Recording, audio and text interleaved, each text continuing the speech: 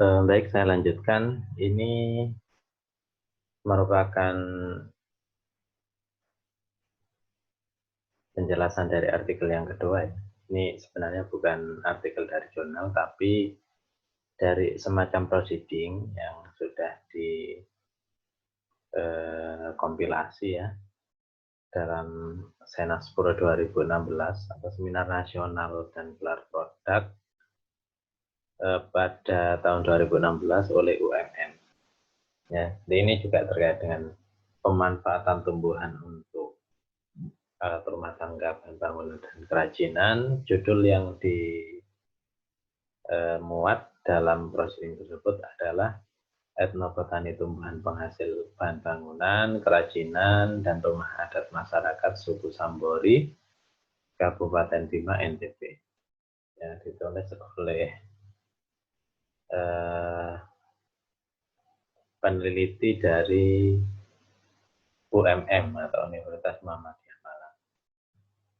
Nah, di abstraknya atau di kesimpulannya, jurnal tersebut menyebutkan bahwa suku Sambore itu sangat erat dengan lingkungan tempat hidupnya. Artinya hubungannya sangat erat. Ya. Sehingga pengetahuan terkait pemanfaatan dari tumbuhan-tumbuhan yang ada di sekitarnya itu mereka sudah pahami ya, manfaatnya dan juga untuk memenuhi kebutuhan hidup sehari-hari serta tradisinya. Kalau terkait dengan tradisi ini kan sudah apa? Artinya berarti sudah turun temurun dari nenek moyang terdahulu. Nah, di situ terdapat 3 jenis tumbuhan yang dimanfaatkan untuk kerajinan, kemudian 5 tumbuhan untuk bangunan, dan 14 jenis yang dimanfaatkan untuk membuat umalinggi atau disebut dengan rumah adat. Ya, bagaimana isinya kita bisa lihat di slide berikutnya. Ya, ini lokasi penelitiannya ya. Penelitian di daerah atau di Provinsi Nusa Tenggara Barat, tapi ini lokasinya adalah di Pulau Sumbawanya. Jadi kan Nusa Tenggara Barat itu kan ada 2 pulau besar ya. Satu Pulau Lombok yang dekat Bali itu. Kemudian satunya Pulau Sumbawa. Nah, Pulau Sumbawa ini yang dekat dengan provinsi sebelahnya ya. Provinsi Nusa Tenggara Timur. Nah, lokasi tersebut ya, Desa Sambori ini kalau dilihat detail di artikel tersebut, jadi lokasinya itu terletak di daerah bukit ya, daerah bukit dan atau lereng ya, atau lereng gunung Lambitu. Ya, karena biasanya kalau sudah daerah pegunungan atau lereng gunung itu kan memang kadang budaya atau budaya yang dimiliki masyarakat yang ada di sana itu kadang memang beda ya, dari masyarakat yang ada di sekitarnya. Jadi sama dengan yang berada di desa Sambori ini. Ya, itu walaupun ini sudah masuk dekat ya, termasuk di daerah sekitar Bima. Bima itu juga kota yang lumayan besar ya di Sumbawa. Itu masih ada budaya-budaya yang memang berbeda ya, dari masyarakat pada umumnya. Masyarakat yang ada di sekitar Bima pada umumnya.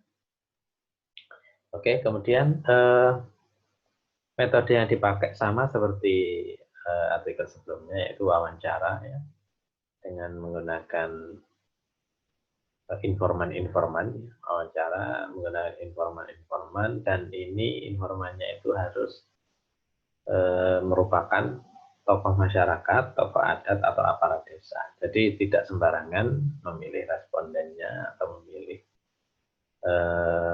masyarakat yang akan diwawancarai. Ya. Ini etnografis saya tandai merah ya. Sebenarnya sama saja sih dengan apa namanya, apa tadi,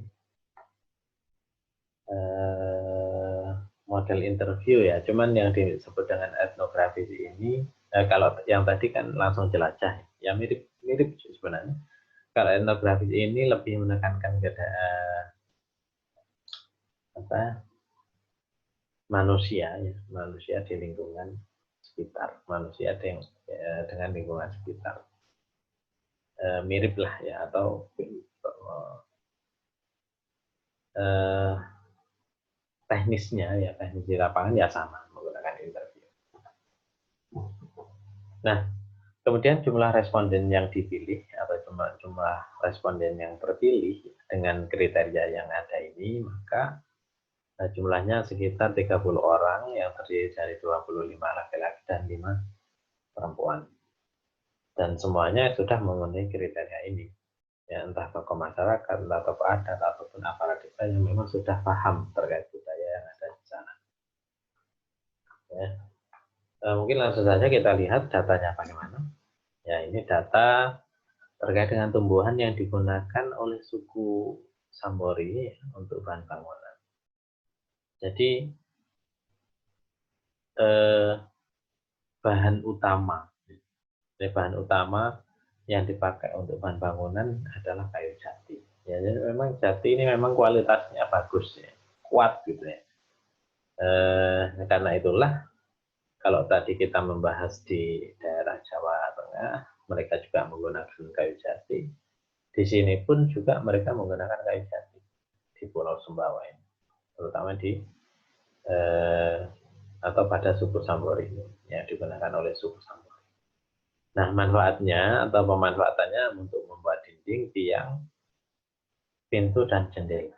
Ingat, di sini belum, mereka tidak menggunakan tembok seperti kita di sini ya, tapi memang dindingnya ya kayu juga gitu.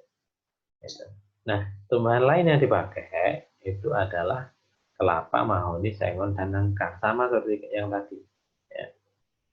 Ya, mahoni itu kan juga dipakai untuk bahan bangunan, dan nangka. Ya, termasuk di sini sengon juga.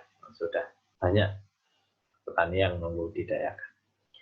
Kemudian bahan tersebut ya diperoleh dari hutan, dan yang penting lagi ya, masyarakat juga melestarikan bahan tersebut. Artinya menanam di pekanannya. Nah, ini penting ya, agar tidak terjadi eksplorasi secara besar-besaran di hutan ya, sehingga masyarakat juga bisa memanfaatkan lahan yang ada untuk menanam pohon-pohon tersebut, dan juga bisa dimanfaatkan setiap saat ya. Kalau memang sudah besar pohonnya itu bisa dimanfaatkan. Nah, dari total kelima pohon yang dipakai ini, yang paling banyak digunakan yaitu yang 30% ini ya pohon jati. Yang paling banyak pohon jati, paling disukai pohon jati. Sebanyak 37% dari total pemanfaatan ya. Yang lain, yang gambar hijau ini pohon mahoni, kemudian diikuti pohon nangka, ya. Kemudian kelapa dan sengon. Bisa dilihat di grafik tersebut. Nah, ini rumah adatnya seperti ini ya, contoh rumah adat.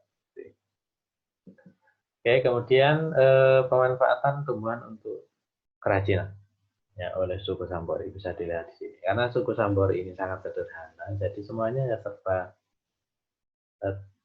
tradisional, bisa dilihat di sini.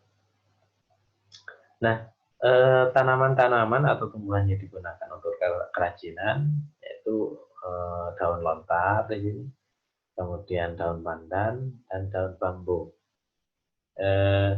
Ini sepertinya masih satu genus ya dengan bambu apus tadi yang sudah saya jelaskan, Gigantogloa. Cuman jenisnya beda saja. Jenisnya beda. Ini jenisnya atar.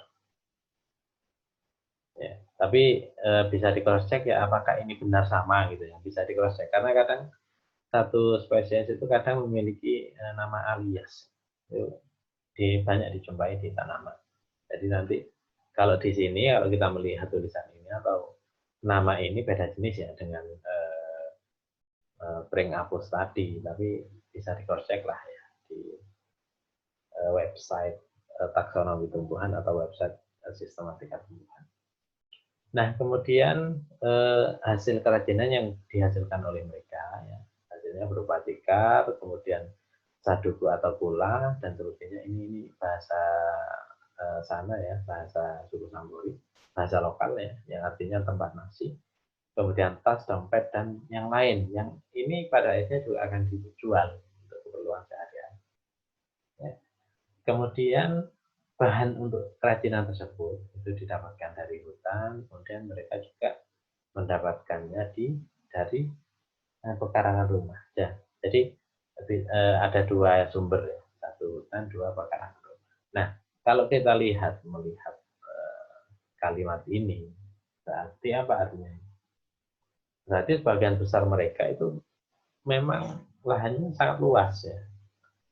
Lahannya sangat luas, sehingga pekarangannya itu bisa ditanami berbagai macam pohon atau berbagai macam tanaman yang bisa digunakan untuk kepentingan sehari-hari. Gitu ya. Sangat berbeda dengan kondisi perkotaan yang lahannya untuk parkir saja susah. Lahan untuk parkir mobil saja susah kalau di kota. Ya. Tapi kalau di sana, karena memang serba sederhana, pekarangan luas ya, sehingga mereka bisa menanam pohon-pohon yang bisa dipakai atau bisa dimanfaatkan untuk kehidupan sehari-hari. Dan ini mungkin slide terakhir dari artikel ini, ya. Slide terakhir yaitu terkait dengan tumbuhan yang dimanfaatkan untuk pembuatan umalengke. Umalengke ini adalah rumah adat yang dimiliki oleh suku Sambori di Sumbawa ini. Ini contoh bangunannya, ya, ini ada dua orang sebagai pembanding itu bagaimana besaran atau seberapa besar rumah-rumahnya bisa dilihat di sini. Ya. Nah, total atau sebelum masuk ke tumbuhannya ya, kita lihat di bangunannya dulu ya. Kita lihat di bangunannya dulu. Di sini ada 4 lantai. Ya. Sangat efisien sebenarnya. Jadi intinya apa? Meninggi, bukan melebar, jadi meninggi. Nah, bangunannya itu yang terdiri dari 4 lantai. Lantai pertama ini dimanfaatkan untuk menyimpan ternak. Ya. Jadi lantai bawah ini yaitu mereka gunakan untuk menyimpan ternak. Kemudian lantai 2-nya yang ada tempat duduknya ini itu digunakan untuk menemui tamu dan kegiatan upacara adat atau ritual lainnya ya di sini ya, di lantai 2. Nah, kemudian di atas lagi, makanya ini kan tangganya kan dari bawah sampai ke atas ya. Jadi di atas di dalam ini ada tangga lagi. Nah, di 1, 2, 3 di lantai 3 ini, itu fungsinya adalah dapur dan sekaligus di situ tempat tidur. Nah, maksudnya bagaimana? Kalau dapur itu kan biasanya